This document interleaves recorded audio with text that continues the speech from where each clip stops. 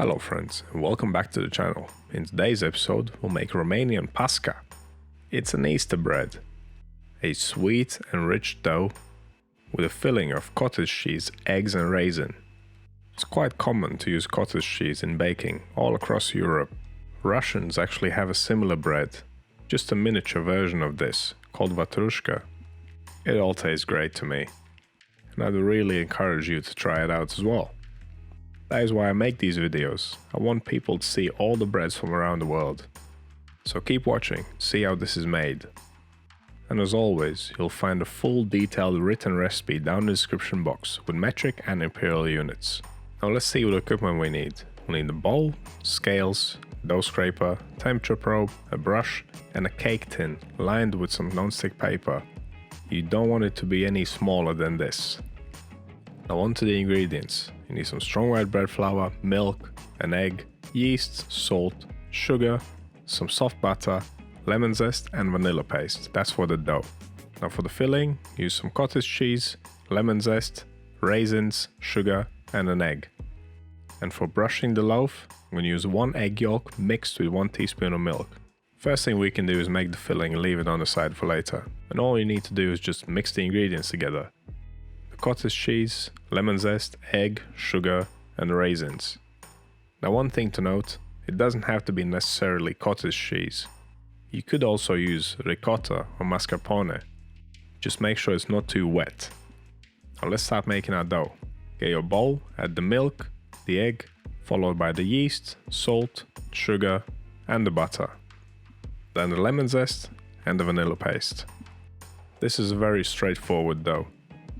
Once you've added all the ingredients, give them a good mix. You want to dissolve any large salt and sugar crystals and hydrate the yeast before adding the flour.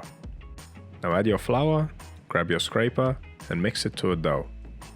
And if your scraper is not doing the job, continue on by hand. You want to mix this until it's one cohesive piece whilst it's still in the bowl. Now take it out, we can start kneading. This dough is not very sticky, so I'm going to use my regular kneading method. What I like to do is press down and forwards with the heel of my right hand, then using the fingers of my left hand I fold the piece of dough under the heel of my right hand, then turn and repeat. Once you've done this a few times, it will become like second nature, the motion will be fluent. And if the dough is sticking to the table a little bit, grab your scraper, scrape it together and keep kneading. In total, this should not take more than 5 minutes. And once the dough is nice and smooth, we start fermenting it. Get your bowl, pop your dough in there and take the temperature. Around 25 degrees Celsius is just about right for this. Now cover it up and leave it to ferment for 1 hour. If your dough is cooler, it will take longer. If it's warmer, it will take less time. Adjust the proofing times accordingly. But regardless, after the first proof, we need to give it a fold. To perform a fold, place your dough out on the table, smooth side down, then flatten it out, then stretch the edge over the middle, going around in a circle until you reach the point where you started. Then flip it upside down, tighten it against the table, pinch the seam together and that's your fold done. Simple as that. This method helps with degassing the dough, otherwise known as punching down.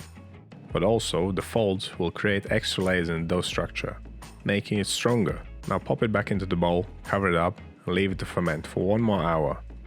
After the second proof, it should have puffed up nicely. Now because this loaf is made up of a base and also a strand that goes around the edge of it, we need to divide this dough. So grab your scales, you want to cut a large piece off, which will be around 290 grams. That's 10.2 ounces, we're going to use that for the base. Then take the remaining smaller piece of dough and divide it into 3 equal pieces, that'll be used for the braid.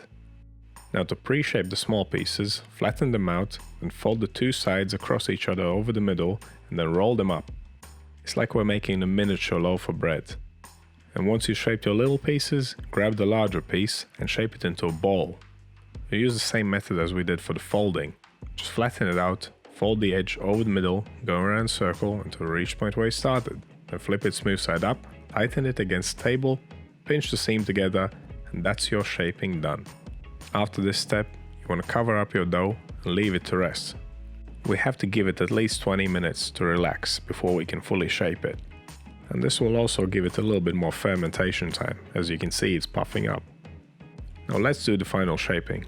Dust your table with flour, Grab the larger piece of dough, which we'll use for the base, and just flatten it out. You want it to fit the bottom of the cake tin nicely. If it doesn't want to stretch, don't force it.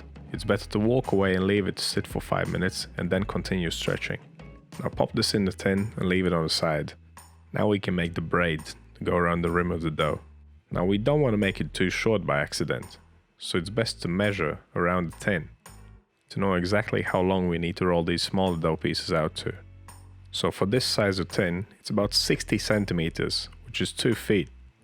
And now knowing that, let's start rolling. Now same rules apply. If it's not stretching, if it's not budging, just leave it to rest. You don't want to tear it. Roll it gradually. Once you're happy with the first one, continue on with the rest.